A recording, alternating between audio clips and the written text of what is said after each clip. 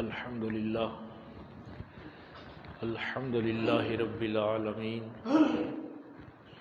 والصلاة والسلام علی سید الانبیاء والمرسلین وعلی آلہ الطیبین الطاہرین واصحابہ اجمعین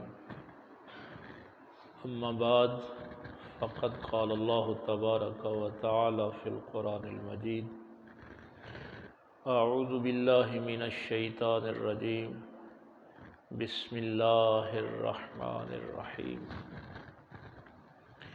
افمن اسس بنیانہ علی تقوی من اللہ ورضوان خیر ام من اسس بنیانہ علی شفا جرف ہار فانہار بہ فی نار جہنم واللہ لا یہدی القوم الظالمین آمنت باللہ صدق اللہ العظیم۔ بعد از حمد الصلاۃ نہایت واجب الاحترام امام خطیب مسجد ھذا، دیگر معزز سامعین، بزرگوں، دوستوں، عزیز بھائیوں، پچھلے درس میں ہم نے ایک بنیادی بات سیکھی تھی کہ اس دنیا میں انسان دو قسم کے ہیں۔ ایک وہ ہے کہ جو اپنی زندگی کی جو عمارت ہے اس کی بنیاد خوف خدا پہ اور اللہ کی رضا پہ رکھتے ہیں، اور دوسرے وہ ہیں جو قرآن کریم نے مثال دی کہ کسی کھائی کے کنارے پہ،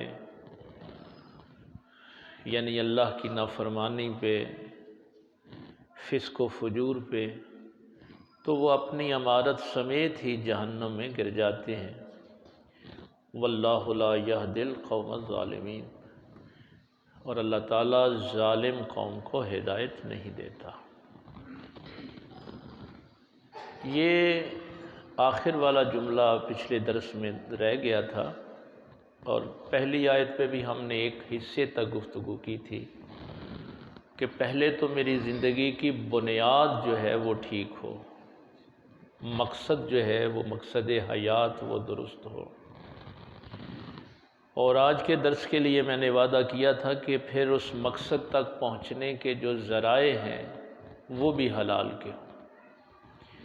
اور دو سوال میں آپ کے لیے چھوڑ گیا تھا، اگر آپ کے ذہن میں ہوں تو ان کو میں دہرا دوں پھر۔ ایک تو یہ تھا کہ کسی کو یاد ہے کہ ہم مسلمان کب ہوئے تھے؟ تو جس دن ہم نے اپنی زندگی کی بنیاد اللہ کی رضا پہ رکھی تھی کہ یا اللہ آج کے بعد میرے جسم پر تیرا حکم چلے گا، اس دن میں شعوری طور پہ مسلمان ہوا تھا۔ تو یہ میں آپ کے لیے چھوڑ گیا تھا بات کہ والدین کے گھر پیدا ہونے سے آپ شعوری مسلمان نہیں ہوتے جب تک آپ اللہ سے یہ وعدہ نہیں کرتے۔ دیکھیے دو چیزیں قرآن کریم نے، ایک تو یہاں فرمایا کہ اللہ ظالموں کو ہدایت نہیں دیتا۔ اب ظالم نماز پڑھے اور دعا کرے اہدنا الصراط المستقیم تو اس کو ہدایت نہیں ملے گی، یہ اللہ تعالیٰ کا واضح حکم ہے۔ ہدایت دیتا کن کو ہے؟ دو چیزیں ہیں نا، کچھ لوگ وہ ہیں جن کو ہدایت نہیں دیتا۔ مثلا ہم یہاں درس قرآن کے لیے آئے ہیں، قرآن سنتے ہیں، بیٹھتے ہیں، لیکن ہدایت میرے ذمے نہیں ہے، یہ اللہ تعالیٰ نے نبی پاک سے بھی کہہ دیا تھا، ہدایت اللہ کے پاس ہے۔ اب دیکھنا یہ ہے کہ ہدایت وہ دیتا کسے ہے، تو اس کے لیے بھی پھر سورہ عنکبوت کے آخر میں فرمایا والذین جاہدوا فینا لنہدینہم سبلنا، جو لوگ ہماری راہ میں کوشش کرتے ہیں، طلب کرتے ہیں، نکلتے ہیں، ان کے لیے ہم راستے کھولتے ہیں، ان کو پھر گرنے نہیں دیتے۔ یہ نہیں ہے کہ کوئی ہماری راہ میں کوشش کرے اور پھر کہے کہ مجھے ہدایت نہیں ملے۔ اس کی وجہ یہ ہے، یہ تھوڑی سی ایک دو جملے مشکل ہو جائیں گے فلسفے کے اعتبار سے، لیکن سمجھنے کے لیے یہ ضروری ہے۔ میرے اندر جس بھی کسی چیز کی طلب پیدا ہوتی ہے وہ میرے خارج میں موجود ہوتی ہے۔ یہ اللہ تعالیٰ کی ربوبیت جو ہے نا اس کا خاصہ ہے۔ اللہ نے وہ طلب انسان کے اندر رکھی ہی نہیں جس کی خارج میں وہ چیز موجود نہ ہو۔ تو قرآن کریم نے ہماری اس طرف جو رہنمائی کی ہے کہ اگر اللہ تعالیٰ نے تیرے اندر پیاس کی طلب رکھی ہے تو باہر پانی موجود ہے۔ یہ نہیں ہو سکتا کہ تیرے اندر پیاس کی طلب ہو اور باہر پانی موجود نہ ہو، تو یہ اس کی ربوبیت کے خلاف ہے کہ وہ طلب پیدا کرے اور پھر آگے وہ چیز موجود ہی نہ ہو۔ یہ تو پھر کوشش کا سارا معاملہ ضائع ہو جائے گا۔ اگر تیرے اندر بھوک کی طلب ہے تو باہر کھانا موجود ہے۔ میرا خیال ہے تم میرے لو ویکھو گے تو میرا آسان نہیں ہو جائے، نہیں اس طرح محفل ڈسٹرب ہو جائے۔ بیٹھنے دو، جہاں کو آتا ہے اس کو بیٹھنے دو۔ اب یہ ہے والذین جاہدوا فینا لنہدینہم سبلنا، کہ آپ یہ تو اللہ سے کہتے ہیں کہ یا اللہ ہمیں ہدایت دے، ہمیں سیدھا راستہ دکھا، لیکن یہاں سوال یہ ہے قرآن کا کہ جب تجھے پیاس لگتی ہے تو پانی حاصل کرنے کے لیے تو کوشش کرتا ہے یا نہیں کرتا؟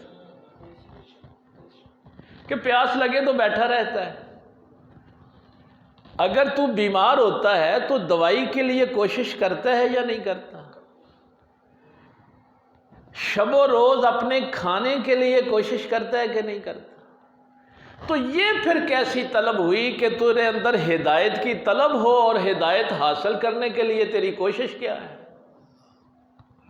اس لیے فرمایا والذین جاہدوا فینا، جو کوشش کرتے ہیں ہماری راہ میں، لنہدینہم سبلنا۔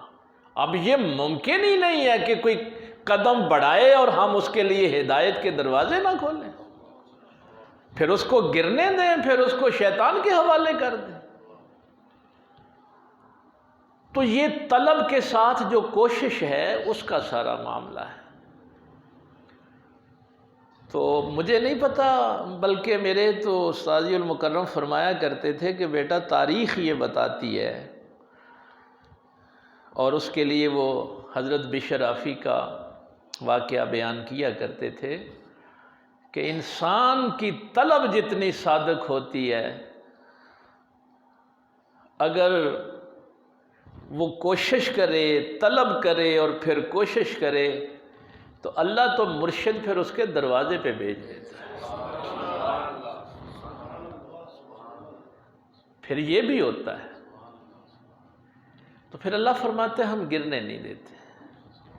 ظالم کون ہے؟ یہ الاشیاء یعرف باضدادہا، یہ ضد ہے عدل کی، یعنی جو ظالم ہے وہ عادل نہیں ہے۔ تو ہدایت کے لیے بنیادی چیز یہاں جو بیان کی گئی وہ عدل ہے۔ اگر عدل ہوگا آپ کی زندگی میں تو ہدایت مل جائے گی۔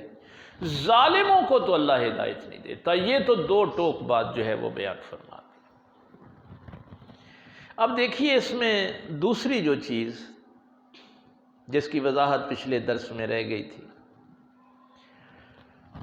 کہ مشرکین مکہ، اہل کتاب، یہود و نصارہ، انہوں نے پاک پیغمبر صلی اللہ علیہ وسلم کا انکار کیوں کیا؟ قرآن کریم کیا بتا رہا ہے؟ یعرفونہ کما یعرفون ابناءہم۔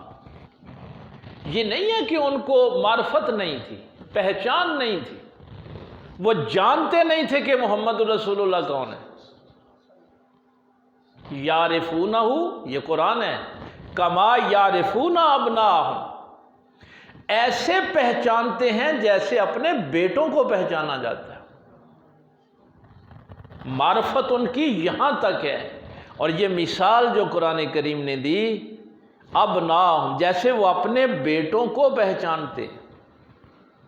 یہ مثال اتنی زبردست ہے کہ انسان باقی سارے کاموں میں غلطی کھا سکتا ہے لیکن اپنے بیٹے کو پہچاننے میں غلطی نہیں کھاتا۔ کبھی 1000 بچہ بھی کھڑا ہونا تو اپنے بیٹے کو پہچاننے میں غلطی نہیں کرے گا۔ تو اللہ فرماتا ہے کہ جیسے اپنے بیٹے کو کوئی پہچانتا ہے نا، ایسے پہچانتے ہیں کہ آپ اللہ کے سچے رسول۔